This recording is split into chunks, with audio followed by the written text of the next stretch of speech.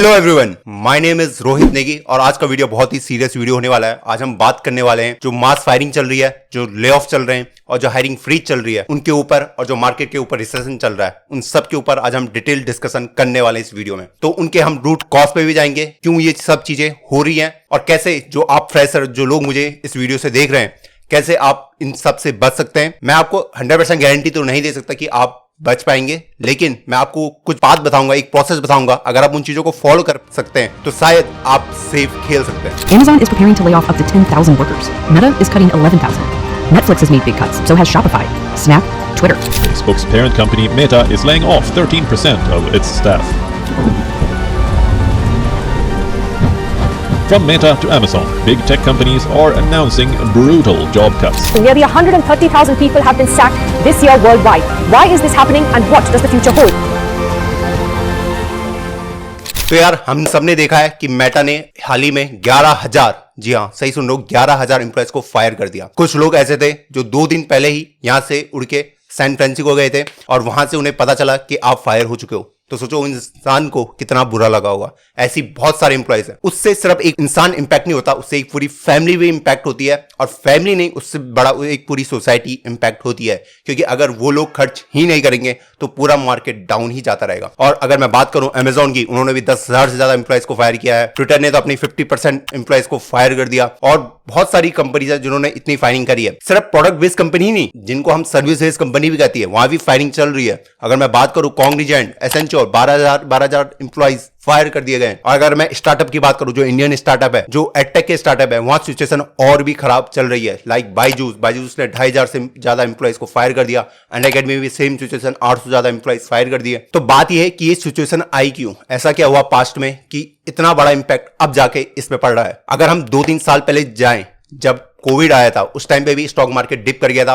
वहां पे तो एक कॉज भी था, एक रीजन था, क्योंकि उस टाइम पे कोविड चल रहा था। उस टाइम सारे मार्केट क्लोज थे और स्टॉक्स नीचे जाने ही थे। लेकिन धीरे धीरे इकोनॉमी रिकवर होना स्टार्ट हुई, मार्केट में पैसा सर्कुलेट होना स्टार्ट किया, इन्वेस्टर ने बहुत इन्वेस्टिंग करी, स्पेशली एडटेक सेक्टर में बहुत ज्यादा पैसा आया। काफी जो कंपनीज है, अगर मैं टेस्ला की बात करूं, वो अपने ऑल टाइम हाई चले गए। उन्होंने 50-50x गेन किया है उस टाइम और उस जर्नी के दौरान। लेकिन कुछ साल बीतने के बाद जो इन्वेस्टर होता है वो अपने इन्वेस्टमेंट का रिटर्न मांगता है। जब सेम कंपनी उसको वो रिटर्न नहीं दे पाएगी तो उनको कॉस्ट कटिंग वगैरह करनी पड़ती है, और वही चल रहा है। अगर मैं बात करूं फेसबुक, स्नैपचैट, इन्होंने अपनी वर्कफोर्स को 50% से लगभग किसी कंपनी 100% तक अपनी वर्कफोर्स को बढ़ा दिया था। लेकिन जब आप वो प्रॉफिटेबिलिटी नहीं दोगे तो वही उसी टाइम पे कंपनी को फायरिंग करनी पड़ती है। क्या जो लोग फायर हुए थे, क्या वो काबिल नहीं थे? देखो, वो लोग अलग लोग थे, ठीक, वो इंजीनियर थे, उनको कुछ प्रॉब्लम दी गई होगी, उन्होंने वो सॉल्व किया, वो बिजनेस टीम के नहीं थे। तो यार इंजीनियर को डायरेक्ट टारगेट करना इस पे बहुत ही गलत होगा। तो यार इस वीडियो में सबसे पहले मैं बात करूंगा अपने रोल मॉडल एलोन मस्क के बारे में। क्यों मैं बोल रहा हूं, क्योंकि एक टाइम था जब उन्हें रोल मॉडल माना करता था। उन्होंने बहुत बड़ा रिवॉल्यूशन क्रिएट करा है। अगर मैं पेपल की बात करूं, उन्होंने पूरी इंडस्ट्री का जो बैंकिंग सिस्टम है, जो इंटरनेशनल ट्रांसफर ऑफ मनी है, उसको बहुत इजी बना दिया। उसके बाद वो स्पेस पे गए, फिर उन्होंने एक रॉकेट बनाया जो स्पेस पे भी जाता है और सेफली जो अर्थ की लैंड है उसमें इजीली लैंड भी हो जाता है। तो इसने हमारे पूरे स्पेस सिस्टम को एक रिवॉल्यूशन क्रिएट करा। लेकिन अगर मैं पिछले कुछ साल का ट्रेंड देखूं, स्पेशली उन्होंने जिस तरीके से डॉज कॉइन के प्राइस को बहुत ज्यादा बढ़ा दिया, और उसके बाद जो उस तरीके से वो कॉइन क्रैश हुआ, इवन अदर कॉइन्स को भी उन्होंने क्रैश कराया, तो वो एक नेगेटिव चीजें डालता है जब आप इतने बड़े इन्फ्लुएंसर होते हैं। सेकंड, जिस तरीके से उन्होंने ट्विटर के एम्प्लॉयज को फायर किया है, हाँ आपके बिजनेस रीजन हो सकते हैं, लेकिन आप किस तरीके से उनको फायर कर रहे हैं वो बड़ी बात है। क्योंकि कई बार मुझे ऐसा फील हुआ कि उन लोगों को जलील किया जा रहा है, और जो लोग वहां स्टे कर रहे हैं उनको भी सीधा नोटिस जारी किया गया है कि अगर आपको ट्विटर छोड़ना है छोड़ दो, वरना 80 घंटे काम करने को रेडी रहो हफ्ते के। सोच लो 80 घंटे, अगर आपके पास 5 दिन है हफ्ते में, तो आपको मतलब 16 घंटे रोज काम करना पड़ेगा। क्या उस इंसान के बारे में सोचा जा रहा है जो वहां वर्क कर रहा है? क्या उसके दिमाग के जो उसका मेंटल पीस है उसके बारे में सोचा जा रहा है? मैं तो ये भी क्वेश्चन करूंगा। जरूरी थोड़ी है जो कंपनी का विजन है वो इंसान का भी विजन हो, उसे अपनी सोशल लाइफ भी देखनी है, उसे अपने फैमिली भी देखनी है। तो ये एक तरीके से नेगेटिव एनवायरनमेंट क्रिएट करता है, और वो इतने बड़े इन्फ्लुएंसर हैं, वो बाकी कंपनीज को भी इन्फ्लुएंस कर सकते हैं कि आप भी जो आपकी वर्कफोर्स है उनसे भी 16-16 घंटे काम करा सकते हैं। तो इसलिए मैंने था वर्ड का यूज किया है कि वो मेरे रोल मॉडल थे। अब मैं डिस्कस करूंगा व्हाट इज रिसेशन, रिसेशन क्या होता है, उसके रूट कॉज पे भी जाएंगे। तो क्या रिसेशन वो होता है, अगर मैं सिंपल वर्ड में आपको एक्सप्लेन करूं, मान लो आप या मैं 10,000 रुपए महीने के कमा रहे हैं, लेकिन मुझे 15,000 रुपए चाहिए अपनी जरूरतों को पूरा करने के लिए। कहां से वो 5,000 रुपए आएंगे? मतलब महंगाई बढ़ रही है, जो सामान है उनके दाम बढ़ते जा रहे हैं और उनको हम अफोर्ड नहीं कर पा रहे हैं। उससे क्या होता है, हम अपनी बेसिक नीड्स तो पूरी कर लेंगे, लेकिन जो हमारी लग्जरी होगी, मान लो किसी को एलेक्सा खरीदना है, जैसे अभी एलेक्सा की टीम में फायरिंग हुई है अमेजोन में स्पेशली, क्योंकि वहां उतना वो प्रोडक्ट बिक नहीं रहा था, तो इसकी एक चेन बनती जाती है। लोग लग्जरी आइटम नहीं खरीद पा रहे हैं तो वो उस कंपनी को इंपैक्ट करेगा, अब वो कंपनी अपने इंजीनियर को इंपैक्ट करेगी। इस तरीके से इकोनॉमी धीरे धीरे डाउन जाती रहती है। इसके बहुत सारे रीजन भी है कि क्यों इतनी मास फायरिंग हुई है, पॉलिटिकल रीजन भी होते हैं, ठीक है, इकोनॉमिकल रीजन भी होते हैं। अब हम बात करेंगे उन लोगों की जिन्होंने अपनी जॉब खो दी है। तो फर्स्ट ऑफ ऑल यार, मैं लोगों को बोलना चाहूंगा, प्लीज प्लीज प्लीज कुछ इन्फ्लुएंसर को, उन लोगों को गाइड मत करो। अगर वो उस जॉब को पा सकते हैं तो वो दूसरी जॉब भी पा सकते हैं, ठीक। तो हम कोई नहीं होते हैं उनको बताने वाले कि आप ये कोर्स खरीद लो, आप ये करो तो आप फायर नहीं होगे। फायरिंग किसी के साथ भी हो सकती है, ये रियलिटी है मार्केट की।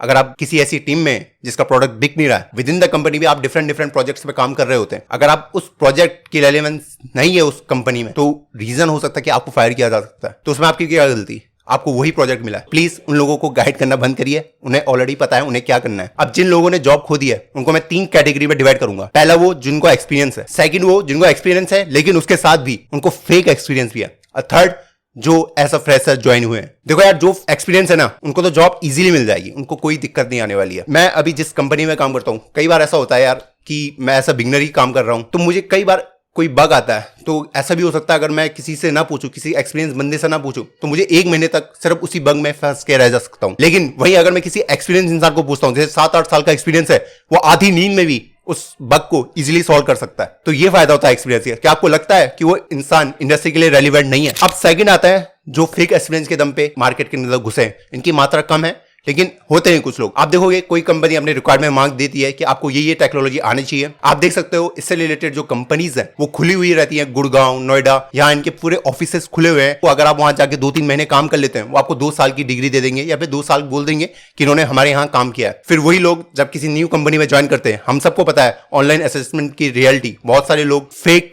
या फिर अपने दोस्तों के साथ बैठ के उस ऑनलाइन राउंड को क्लियर करते हैं, और जैसे जैसे वो कंपनी के अंदर एंटर हो जाते हैं, उसके बाद वो क्या करते हैं, अपने जो वर्क है उसको आउटसोर्स कर देते हैं। मैक्सिमम लोग नहीं करते, कुछ लोग होते हैं जो ये करते हैं। तो वो एक फेक एक्सपीरियंस डालते जाते हैं, वो उस इंडस्ट्री के रेलिवेंट नहीं रहते हैं, और जिससे ये होता है कि जो बच्चा टियर 3 कॉलेज में पढ़ रहा है वो एक नेगेटिव इमेज क्रिएट करता देता है टियर 3 के बच्चों के लिए। तो यार, जो भी लोग फेक एक्सपीरियंस डाल रहे हैं, प्लीज या तो आप उस टेक्नोलॉजी को पूरा सीख के आए, वरना आप ये चीजें बिल्कुल ना करें। अभी तो आप स्ट्रगल कर ही रहे हैं, आप फ्यूचर में भी स्ट्रगल करोगे। अब मैं बात करूंगा फ्रेशर की, जिन्होंने कंपनी को ज्वाइन किया था, जिनको 2, 3, 4, 5 महीने ही हुए हैं, और उनको टारगेट करना कि शायद तुम्हारे काम में ही कुछ गलती रही होगी। देखो यार, हमें नहीं पता था कोई कौन सा बंदा कितना स्ट्रगल करके उस कंपनी तक पहुंचा है। उसने 10वीं 12वीं उसके बाद में पूरे बीटेक या फिर उसने मास्टर्स की हो, वहां उसने कितना स्ट्रगल किया हो, तब जाके उसे अपनी ड्रीम जॉब मिली। हमारा सिर्फ एक कमेंट उस इंसान की लाइफ बदल सकता है, ठीक है। तो यार, हर्ट सब होते हैं, ऐसा नेगेटिव एनवायरनमेंट मत क्रिएट करो कि आप नाकाबिल थे इसलिए आपको फायर किया गया।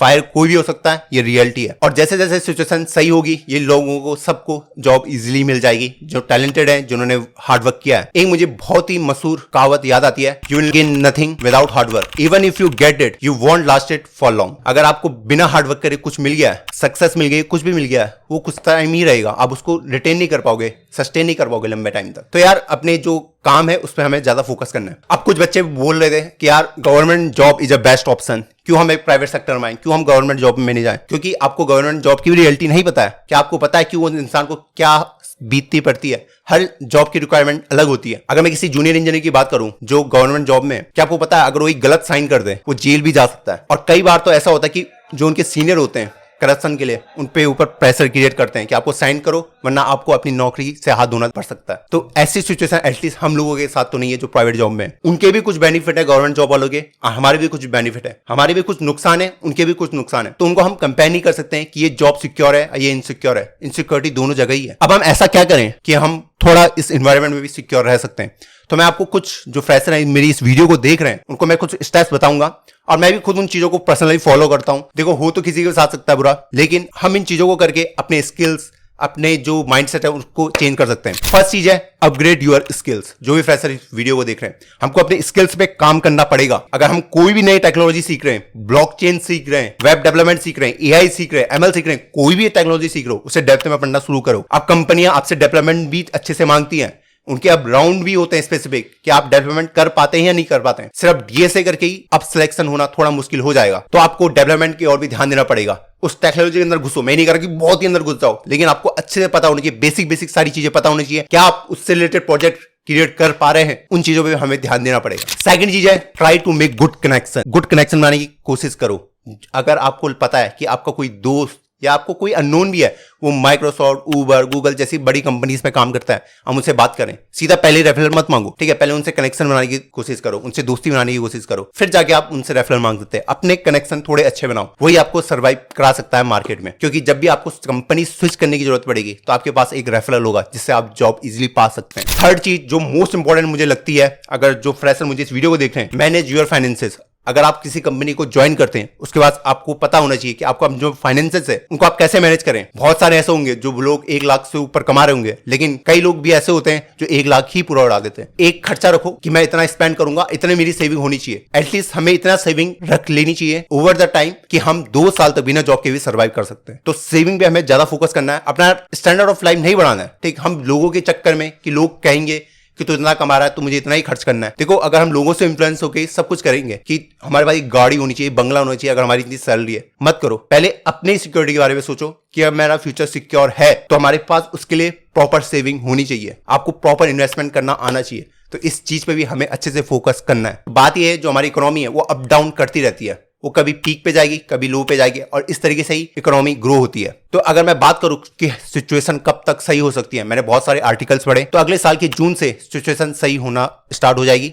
गारंटी नहीं है पर होना शुरू हो जाएगी। तब तक आप क्या कर सकते हैं, जो स्टेप्स मैंने आपको बताए आप उनको अच्छे से फॉलो करें। आप जॉब के लिए कोल्ड ईमेल करते रहें, अभी भी करो, क्योंकि ऐसा नहीं कि सब जगह हायरिंग फ्रीज है। जहां भी जॉब पोर्टल में जॉब दिखती है वहां अप्लाई करो, रेफरल मांगो, और अपनी जो स्किल्स है, ठीक है, अगर आपके पास स्किल्स है आपको डरना नहीं पड़ेगा, कभी आपको किसी के आगे झुकना नहीं पड़ेगा, क्योंकि आपने वो स्किल्स अपने हार्डवर्क के दम पे अचीव करी है। तो अगर आप इन स्टेप्स को फॉलो कर देते हैं तो मुझे लगता है कि आप इस वर्क सिचुएशन में भी काफी अच्छा कर सकते हैं। इसी के साथ मैं अपनी इस वीडियो को एंड करूंगा। अगर आपको इस वीडियो से रिलेटेड कोई भी डाउट है तो नीचे कमेंट सेक्शन खुला है, आप कुछ भी अपना डाउट पूछ सकते हैं। मिलते हैं किसी नई वीडियो में, तब तक के लिए bye. Take me back to a place where I felt at home. Take me back to a day when we weren't alone. Take me back to an age when the world felt small.